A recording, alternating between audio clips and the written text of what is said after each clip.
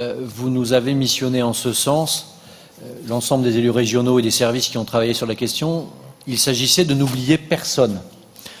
Bien évidemment, les enjeux industriels sont structurants, essentiels, et la vitalité économique de notre région ces dernières années, avant l'épisode de Covid, en termes d'investissement étranger, en termes de croissance et de développement de l'emploi, montre à quel point ces filières sont indispensables. Mais quand vous ne souhaitez pas que nous n'oublions quiconque, il ne faut pas oublier les indépendants, les petites entreprises, et ce n'est pas péjoratif, petites par le nombre de salariés, et elles font les unes avec les autres le gros des bataillons, du bataillon de l'emploi dans notre région.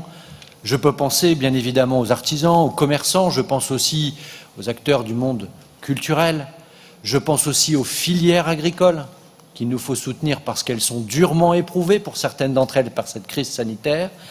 Et donc, dans le même esprit que celui que Valérie Létard a partagé avec nous à l'instant, j'ai pris la tâche de très nombreux interlocuteurs pour partager avec eux les meilleurs leviers possibles de l'action régionale.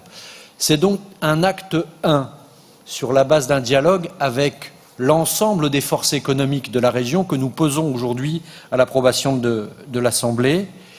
Nous y trouvons bien sûr l'industrie, nous y trouvons les enjeux du bâtiment qui sont essentiels en lien avec le patrimoine notamment, l'enjeu de la formation, l'enjeu de la protection des publics les plus fragiles, de celles et ceux qui vont connaître des moments difficiles et qui devront penser à se reconvertir, trouver un nouvel emploi.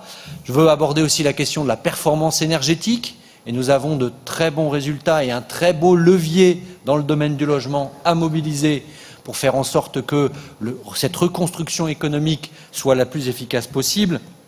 Et nous avons également la volonté, c'est Valérie Létard qui pose ce regard tout particulier, de faire en sorte que développement économique et développement local, aménagement du territoire soient extrêmement cohérents. L'idée, c'est que l'un n'aille pas sans l'autre. Et dans les jours qui viennent, la semaine prochaine, vous allez organiser un certain nombre de concertations pour mettre en œuvre très vite, dès la semaine prochaine, avec les interlocuteurs économiques, les meilleures stratégies pour pouvoir faire en sorte que cette programmation, ces orientations, se traduisent très vite par de la commande publique, par du boulot dans les entreprises, et c'est ce à quoi nous allons nous employer. Bien évidemment, il y a une zone d'incertitude. C'est la future volonté du gouvernement, et nous l'attendons, elle arrivera bien tard, sans doute à l'automne, la volonté du gouvernement de préciser les leviers sur lesquels il va vouloir de son côté insister.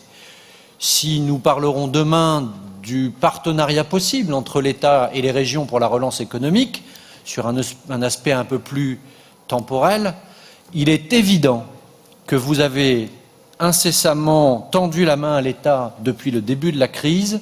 Nous avons été capables, comme je l'ai rappelé ce matin, de faire une équipe soudée, pragmatique et qui a répondu dans l'urgence avec l'État en région.